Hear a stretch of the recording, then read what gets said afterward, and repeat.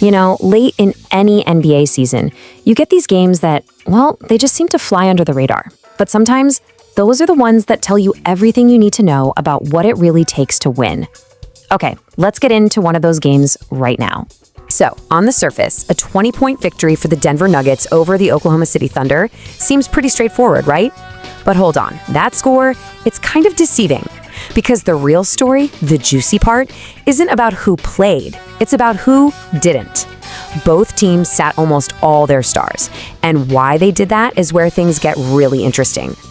I mean, this is the million-dollar question, isn't it? It's the end of a long, brutal season. You're trying to win, sure, but you are also desperately trying to keep your key guys healthy for the playoffs.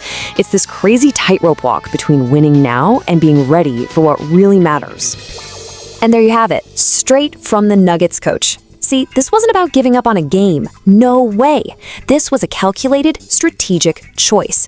Coach Adelman knew exactly what was at stake, and for Denver, the big picture, a healthy playoff roster, was way more important than putting their starters out there for this one game. What's so wild is how both teams made the same decision, but for totally different reasons. For OKC, it was a no-brainer. They'd already locked up the #1 seed in the West. Their only goal, wrap their stars in bubble wrap and keep them safe for the postseason. But for Denver, man, this was a gutsy call. They were still in a dogfight for playoff seeding, but they decided that resting their guys was the bigger prize. A real gamble. So, with all the big names kicking back on the sidelines, this game suddenly became a huge opportunity. This was a showcase for the reserves, the role players, the guys who are always grinding for more minutes. It was their chance to prove themselves, and oh man, did they ever step up. Let's start with Denver's big man, Jonas Valanciunas. He didn't just show up to play, he absolutely took over. He dropped a season-high 23 points. It was clear from the jump he was ready for the spotlight. But his scoring? That was only part of the story. Because he also snatched a season-high 17 rebounds. He just owned the paint, cleaning the glass on both ends of the floor. He was the engine for the Nuggets all night long, a physical force that OKC just had no answer for. But this wasn't a one-man show. Not at all. David Roddy also came up huge, pouring in a season-high 21 points of his own. This was Denver's bench mob making a statement, proving their depth was the real deal. And the hits just kept on coming. Julian Strawther added another 22 points for Denver. Now, OKC fought back hard, don't get me wrong. Brandon Carlson led them with 23. And then you have this little subplot, which is just fascinating. Lu Dort, OKC's only starter in the game, played exactly 20 minutes. Just enough to hit a minutes requirement for some season awards. Then his coach called a timeout and yanked him. Talk about strategy within the strategy. Now, even with all those big performances from Denver's guys, this was not a blowout, not even close. The Thunder's reserves were scrappy, running with just 8 guys. Late in the third quarter, they erased a 9-point lead and cut it all the way down to 2. You could feel the tension. The game was right there for the taking. And then, the fourth quarter happened. And what happened next? Well, it decided everything. This is the moment where one team grabbed the game by the throat and just refused to let go. It all started with just one shot. Zeke Nnaji hits a 3 from the corner.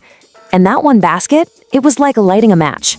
It sparked a massive, soul-crushing 17-0 run for the Nuggets. The Thunder were just stunned. They had no answer. In the span of just a few minutes, the game was basically over. Just look at the numbers for that final quarter. 37-22 in favor of Denver. Their reserves didn't just win the quarter, they completely dominated it. All thanks to that unbelievable game-breaking run. Okay, so what did this all mean in the end? What was the big payoff for Denver's gamble to rest their stars? Well, it turns out it was huge. This one game sent some serious ripples to the top of the Western Conference standings.